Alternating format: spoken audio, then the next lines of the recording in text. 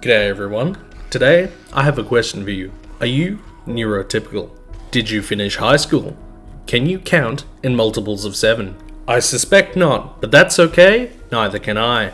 So come with me as we explore the best survival horror game that's still in early access. 7 Days to Die is a spooky zombie genocide game with themes of Neolithic science simulator. So what's the story? Why is the world totally scuffed? Well, the wiki tells me that the world's superpowers did a fallout. Glassed the surface, except for some shitty county in Arizona.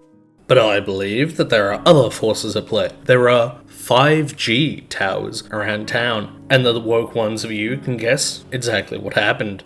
That's right, gay waves. The New World Order used the towers to force everyone to lust for homosexual relationships. However, the waves were too strong, meaning that it zombified everyone they touched. Anyway, enough about the real facts. Let's talk about gameplay. You play as a survivor in a post-apocalyptic world who wakes up naked in a ditch after you couldn't pay your debts to the current Duke of the Wasteland. You're naked, afraid, and alone, so what do? First off, grab some rocks, then get some wood. Make yourself a stone axe so you can chop down a tree and make yourself a wooden club. Then reject humanity and become caveman by making yourself a fire.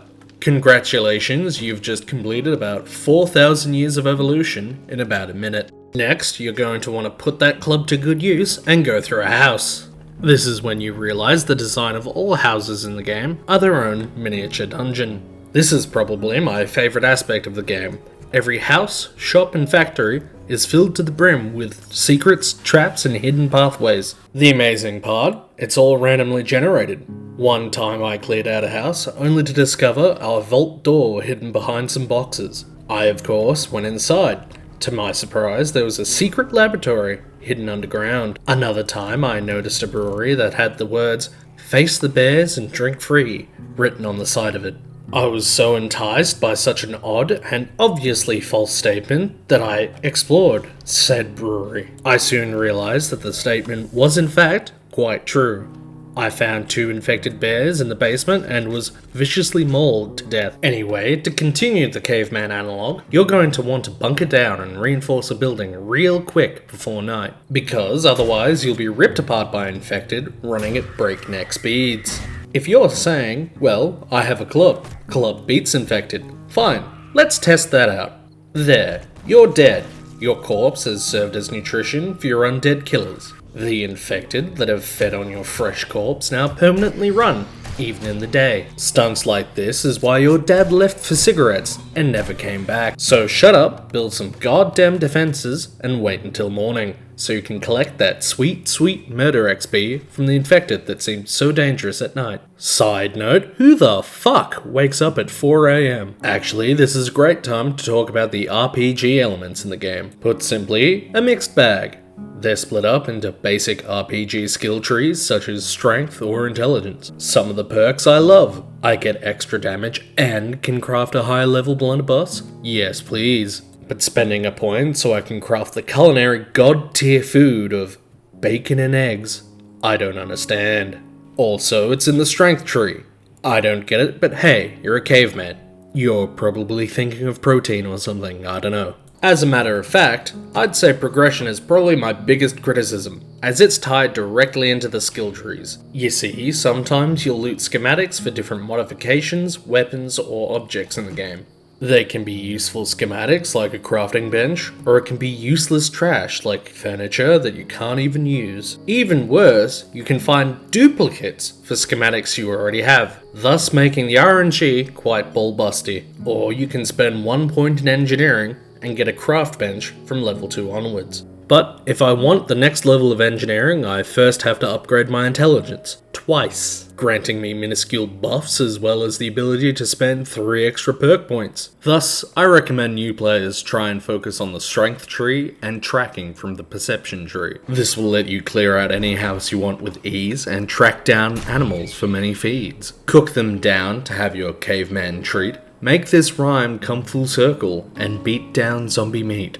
Actually, an astute viewer will remember that a paragraph ago, I said my biggest issue was the skill tree. Well, viewer, much like your mother saying that she loves you, I've actually told you sweet nothings. My biggest gripe with this game by far is the RNG loot system. You see, it is based on eldritch knowledge from beyond the veil of reality. I had to witness things that my mind could not comprehend, and thus I've lost a portion of myself. You too will know my pain when you've spent 20 minutes chipping away at a gun safe, only to find a level 3 wooden club and some stone arrows. If, viewer, you are like me, then at that point you will want to chug bleach and finish it all off by sucking a 12 gauge. However, being that I, random Australian YouTuber, am a benevolent god, I shall spare you the pain of death and teach you my secrets. You see, the loot in this game is based off a mechanic called game stage. It's a mixture of character level, the tier of your equipment, and how long the game has been going. You might ask yourself, Shaz,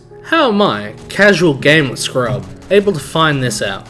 Well, simply put, you can't. The game is very bad at explaining this all. In fact, I had no other option but to turn to the only 7 Days to Die expert I know. My dad. It's a well-established fact amongst my friends that my dad is such a pro gamer, as well as master autist, that he cucks all of us with his utterly ridiculous amount of hours on many games. One fond memory I have as a child is me playing Diablo 2. My father came over to have a look at my druid build, and as soon as he saw my character, he began scolding me over the lack of rune words and casting speed items I had. He poured hot Milo on my keyboard, threw me in the car, and left me deep in the Australian bushland. I was then told, I'll come back once you get good. From that point on, I've played the Explosion Mancer build for fear of getting more reprimands. Overall, a good childhood. So, to get away from this tangent, I would recommend that beginners should start with looting houses. Don't worry, the map is so huge that it's impossible to run out of houses to loot. Also, keep an eye out for supply drops. They may drop far away, but they're always worth it. Keep to houses and supply drops until your first blood moon. What is a blood moon? Well, I'm glad you asked. After 7 days, a mega horde will spawn and start rushing towards your current location, whether you're prepared or not. So you had better be prepared or face the riveting experience of being killed over and over again. The first time this happened, I was so irritated that I complained to the very same paternal figure, but was once again told, get good. So I uninstalled it. There it sat in my Steam list for many months, untouched. However, the memory of it gnawed away at my mind. Niggling little questions infiltrated my thoughts. Why did I uninstall it? Why can I not get good, as father told me so? How do I make a noose? Eventually, I broke. I reinstalled the game, and so far I'm up to 52 hours for the last 2 weeks. As a side note, this game has multiplayer. However, my multiplayer experience is like me at night. I play with myself. Not because I don't have friends, but because every time I make a server, my dad joins and berates me for not having enough stone. Additionally, while exploring or doing whatever cavemen do, you may notice that the music in the game can be quite melodic. Almost cozy even. I should hope so, since you've been listening to it for the entire video. There's something about it that tickles that reptilian part of my brain when I'm reinforcing the walls of the house I'm currently squatting in. That guitar strum plays and it really makes it feel like home. Alternatively, the music can be pants-shittingly terrifying,